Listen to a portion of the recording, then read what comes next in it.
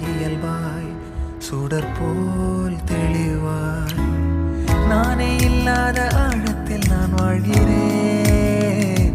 கண்ணாடியாய் பிறந்தே காண்கின்ற எல்லாமும் நான் ஆகிறேன். இரு காலின் இடையிலே உரசும் பூனையாய் வாழ்க்கை போதும் அடடா. எதிர்காணும் யாவுமே தீண்ட தூண்டும் அழகா.